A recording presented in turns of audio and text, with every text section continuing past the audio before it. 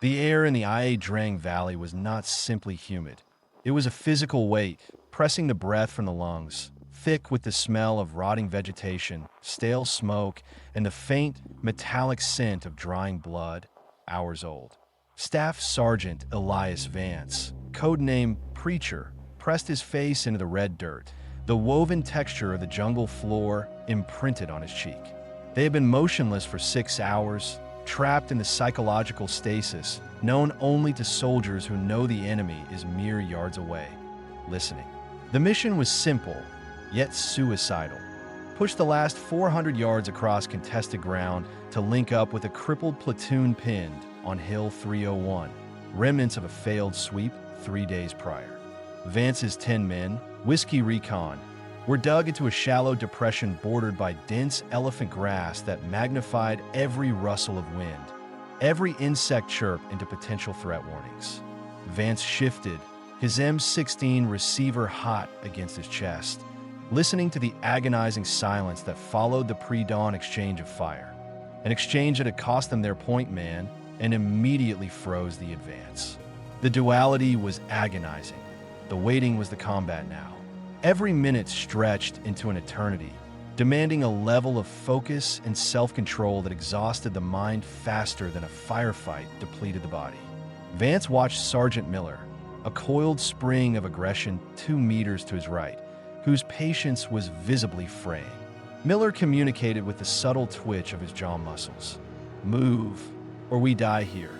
Vance knew Miller was right about the risk of stagnation, but he also knew that the terrain, a labyrinth of secondary growth and unseen trenches, meant a blind rush would butcher them. He signaled for Doc Reyes, the medic who crawled forward on his belly, moving with the preternatural quiet of a shadow. Reyes whispered, his voice thin as silk over the constant drone of insects. Preacher, the perimeter. I swear I hear digging, maybe 50 meters out. Slow, deliberate, like they're improving their fighting holes. Vance nodded slowly, the motion almost imperceptible. Digging meant they weren't planning to retreat. Digging meant the 400 yards was not an open path, but a fortified killing field, designed specifically to stop this relief effort. The waiting game had just been redefined. They were waiting for the enemy to finish preparing the trap before springing it. Vance pulled the worn, rain-smeared map from his chest pocket, shielding the weak compass light with his body. The last 400 yards were treacherous.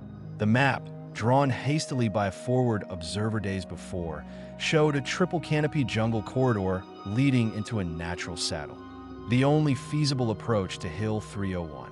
Crucially, the map also marked a dotted line representing a suspected NVA reinforcement trail running perpendicular to their route, and an ancient, abandoned French-era trench line, now almost certainly repurposed. Miller, his face coated in sweat and grime, edged closer. Artillery is still waiting on clearance. Preacher. High cloud cover, they say. We wait another hour, they'll flank us through that trail. We gotta move. Miller's argument was tactical necessity driven by primal fear. Vance countered, we move blind, we hit that trench, we lose half the platoon before we fire a full magazine. What's the status on Whiskey 6? The radio operator, PFC Chun, tapped his earpiece. Whiskey 6, HQ, says stand pat. They're prioritizing a Huey extraction on the eastern ridge. We're secondary. The implication was clear. They were expendable. Vance traced the final 100 meters on the map with a dirty fingernail. The ground was marked as heavily fragmented by old mortar fire. This indicated possible natural cover, but also hidden hazards. The true combat wasn't the bullets. It was the psychological erosion caused by having perfect clarity of the danger, yet being forced into total inaction. Vance made the decision, cutting through the waiting game with cold logic. We go now, but we don't rush. 5-man fire teams, staggered advance. Reyes, you take point with Chin. Focus on the low ground. Look for tripwires, look for drag marks. Miller, you watch the high canopy. We make 40 meters, then freeze for 30 minutes. Every step is weighted. Every second of silence is suspicious. The shift from passive waiting to controlled, agonizing movement was perhaps the most frightening transition of the war, exchanging the exhaustion of anticipation for the immediate shock of contact, knowing that every rustle of the jungle leaves could be their last. The agonizing crawl began, the platoon melting into the oppressive undergrowth. The movement was less an advance and more a calculated deception. They aimed to cover ground while appearing to be part of the static jungle environment. Vance focused intensely on the rhythm.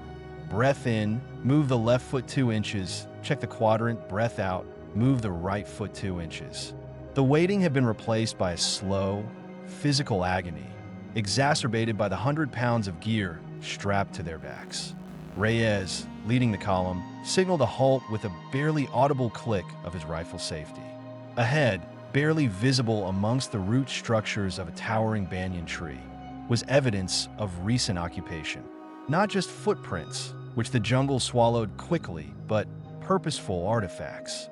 A discarded bamboo water skin lay half hidden by ferns. Reyes moved with slow, surgical precision, extending a telescoping mirror.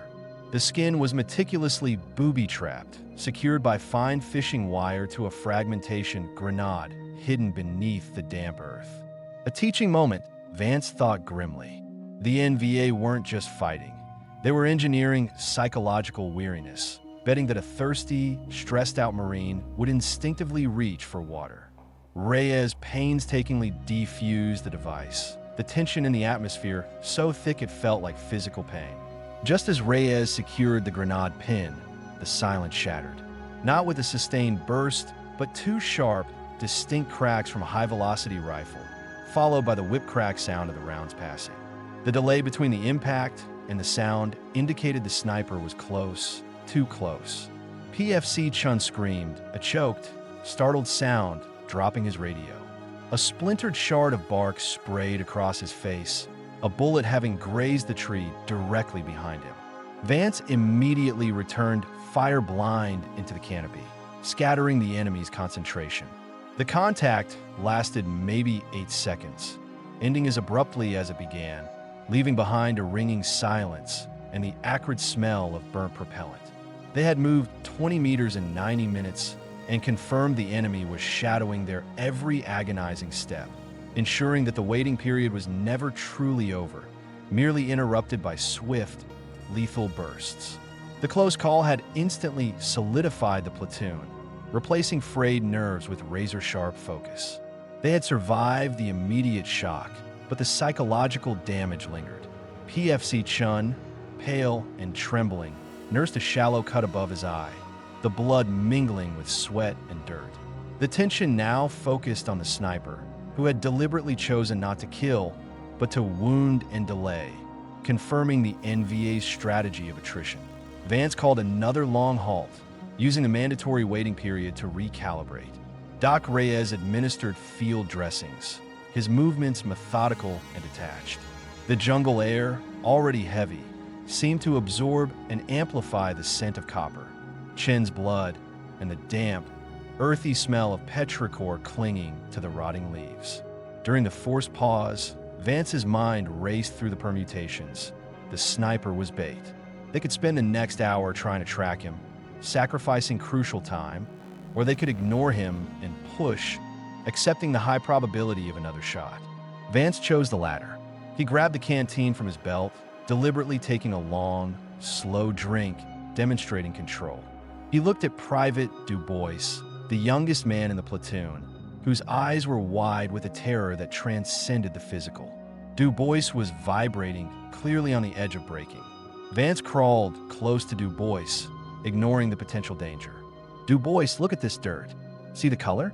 Red. You know why it's red? Du Bois shook his head, unable to speak. Iron oxide. Old river basin. It means the water table is high. They can't dig deep here, not proper bunkers. They rely on speed and camouflage, not structural defense. Vance wasn't giving a geology lesson. He was dragging Du Bois back to tactical reality, anchoring him in facts rather than fear. The contrast between the mundane details of the earth and the immediate lethality above, it was Vance's attempt to manage the collapsing morale. They were 340 yards out, having paid a price in psychological currency far steeper than the ground covered. The realization that the enemy was not hiding, but actively stalking them through the dense cover, made the waiting infinitely more draining than a straight-up fight. The advance continued, marked by agonizing stretches of silence, punctuated by bursts of concentrated fear. Private Du Bois finally succumbed to the tension. While covering Sergeant Miller's flank, Du Bois's trigger finger tightened involuntarily during a perceived movement in the brush. A monkey, sending 3 quick, panicked rounds into the undergrowth. The sound was deafening, violating the strict silence they had enforced. Miller cursed, but Vance immediately saw the danger. The enemy now knew their precise location. They froze, expecting an immediate, overwhelming counterattack. But none came. The silence returned, heavier and more menacing than before, confirming that the NVA were exercising tactical restraint, preferring to guide them deeper into the kill zone rather than engage prematurely. Vance had to act instantly, not against the enemy, but against the fear spreading through his own men. He dragged Du Bois into a dense cluster of vines. "Listen to me. You are here. You are not on the flight home. You are not dead. You are right here," Vance whispered, forcing eye contact. He knew the source of Du Bois's break, the constant, agonizing waiting, the knowledge that death could be watching you from the shadows for hours before deciding to strike. To combat this paralysis, Vance began speaking softly, describing an absurd memory, the precise taste of a cheap cheeseburger he ate in Fort Benning before deployment, describing the exact sound of the sputtering grill and the color of the plastic booth. He used this mental retreat to momentarily transport himself and, crucially, Du Bois away from the Ia Drang. It was a calculated risk, but the sustained silence was more dangerous than a few quiet words. They waited out the fallout of Du Bois's mistake for 40 minutes, pressed against the steaming earth, knowing the NVA were adjusting their firing solutions, exploiting the delay. The psychological toll was astronomical. The waiting was destroying the platoon from the inside out, demanding that Vance not only fight the enemy outside the perimeter, but also the fear multiplying within his ranks. They were 300 yards away, and the final push required total, disciplined focus that the constant suspense was rapidly eroding. Ahead lay the firebreak. The map had designated it simply as Burn Scar, but seeing it was entirely different. It was a 50-yard wide swath of scorched earth and skeletal, blackened trees, the result of a napalm run 3 days prior. It was a corridor of absolute exposure, offering zero concealment, but it was the only clear path that bypassed the suspected heavy reinforcement line. Crossing it meant trading the slow, deliberate agony of the jungle crawl for 5 seconds of pure, terrifying speed.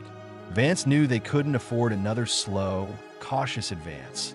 The NVA were tightening the noose. "Miller, Reyes, you cover us from the eastern ridgeline. Chun, you're the radio relay. We sprint one by one, 10-second intervals. Full speed, low profile. Do not stop for anything. If you fall, you crawl." Vance went first. He took a deep, shuddering breath, the smell of burnt jet fuel assaulting his nostrils, and launched himself forward. The ground beneath his boots was crunchy with ash and charcoal. The sound of his own breathing, his pounding heartbeat, and the frantic sloshing of his canteen seemed deafening in the exposed silence. He expected the world to explode. The crackle of AK-47 fire, the thump of incoming mortars, but the enemy waited, demonstrating a horrifying discipline. Vance reached the far side, crashing into the relative safety of the uncut brush, adrenaline surging through his veins. 6 men made it across unscathed, their faces pale masks of relief and terror. Then came Specialist Rodriguez, the platoon's secondary radio operator. He was halfway across when the NVA finally opened up. It wasn't the sound of sporadic fire. It was the concentrated, high-volume chatter of multiple light machine guns, sweeping the firebreak low. Rodriguez screamed, a wet, choking sound folding into the dirt. Vance watched helplessly as the enemy poured rounds into the stationary body, ensuring he wouldn't move again. The remaining men hesitated, frozen by the sudden brutality of the engagement. Vance had to yell over the din, "Keep going! Push! Now!" The final 3 men dashed across the line of fire, surviving only because the enemy focused their attention on the fallen radio. They had covered 50 critical yards, but the cost, a dead comrade and the psychological shock of direct, uncontrolled combat, was steep. The waiting was over. The fighting had begun in earnest, confirming that the enemy had been patiently watching them cross the open ground, waiting for the perfect moment to inflict maximum psychological and material damage. Huddled in the thick scrub just 250 yards from the objective, the platoon took inventory. 1 Kia, the main radio link destroyed, and ammunition dangerously low after the frantic sprint and return fire. The immediate, savage contact on the firebreak had been overwhelming, but it finally broke the suffocating waiting pattern. Vance grabbed the backup handset from Chun and immediately raised HQ. The exchange was chaotic and brief. "Whiskey 6, this is Preacher. Contact heavy. Request immediate suppressive fire on my 6 o'clock position. Repeat, we took casualties 250 yards out." The response was a crackling nightmare of conflicting bureaucracy.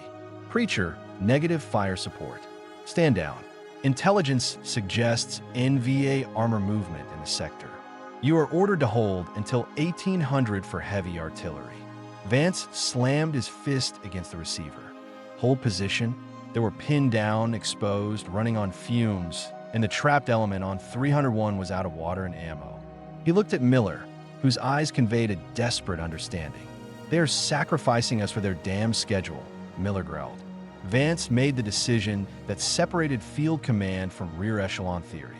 He keyed the mic, ignoring the frantic protests coming across the radio. "Whiskey 6, disregard previous command. We are compromised. We are proceeding with the link-up now. If we wait, we all die here. Preacher out." Cutting off communication was a declaration of unilateral commitment. The duality of the mission inverted. The long, agonizing waiting for command and clearance was discarded in favor of immediate, irreversible action. The remaining 250 yards would be fought on Vance's terms. Brute force, speed, and surprise. They reorganized quickly, shedding non-essential gear, transforming from an intelligence-gathering recon team into an assault force focused purely on kinetic energy. The wait had finally ended, replaced by the grim certainty of a full-scale assault on the French trench line, which the map indicated was only 100 yards ahead. The 100-yard push to the trench line was a brutal, sustained engagement. The NVA were dug in, utilizing the collapsed dirt works of the old French defenses to create an overlapping field of fire. The noise was overwhelming. The constant snap of incoming rounds, the ripping sound of their M16s, the high-pitched screams of grenades exploding against the earth. Vance moved low, adrenaline masking the fatigue, focusing on the 5-meter space immediately in front of him. They didn't move in a line. They moved in controlled bursts of chaos, utilizing fire and maneuver, attempting to blind the entrenched enemy before closing the distance. Sergeant Miller, fully unleashed, became a force of nature. He cleared the first enemy fighting hole, using 2 grenades followed by a terrifying rush with his combat knife, his efficiency chilling even to his own men. The contact was now too close for comfort. They could hear the NVA shouting commands in Vietnamese, the scraping of steel on steel as bayonets were fixed. The air grew thick with the smell of cordite and pulverized soil. They hit the trench line simultaneously, dropping down into the muddy, claustrophobic ditch. This was close quarters, primal combat. The psychological weight of the last 6 hours of waiting immediately evaporated, replaced by the instinctual fight-or-flight response. Vance found himself face-to-face with an NVA soldier attempting to chamber a round. The world slowed as Vance drove his rifle, but into the enemy's jaw, followed by 2 swift shots to the chest. The trench was a maze of dead ends and hostile encounters. Doc Reyes, abandoning his medikit temporarily, used a shotgun, its roar deafening in the confines of the trench, providing brutal close-in suppression. They were clearing the trench section by section, each segment costing them time and blood. The NBA fighters were disciplined, often fighting to the death rather than retreating, ensuring that the last 400 yards was paid for, yard by yard, in the currency of relentless, unforgiving combat. They emerged from the far end of the trench line, exhausted, bleeding, but victorious in that confined space. They were now only 50 meters from Hill 301, the clearing known as LZ Red visible through the last screen of thick bamboo. The ground they gained was now measured in heartbeats. But the link-up was impossible. A heavy machine gun, likely a Soviet DSHK, was positioned on a rise overlooking the LZ, suppressing the already trapped Americans and blocking Vance's approach. The sheer volume of fire was terrifying, rounds cutting the bamboo stalks like paper, shattering the trees into splinters. The waiting had returned, but this time, it was a tactical halt under heavy fire, waiting for a chance to break cover. Vance signaled Reyes and Sean. "We flank it. Follow the creek bed, low crawl. It's our blind spot. We have maybe 3 minutes before they realize their rear is exposed." It was the riskiest move yet, requiring them to expose their flank to the possibility of a hidden secondary force. The creek bed was muddy and slow, forcing them to push through water and tangled roots while the machine gun hammered above them. The air pressure shifted with every burst of fire. They reached a point directly below the machine gun nest. Vance pulled 2 fragmentation grenades, pulled the pins, and counted to 3, allowing the fuses to burn down for an immediate ground burst. They lobbed them simultaneously.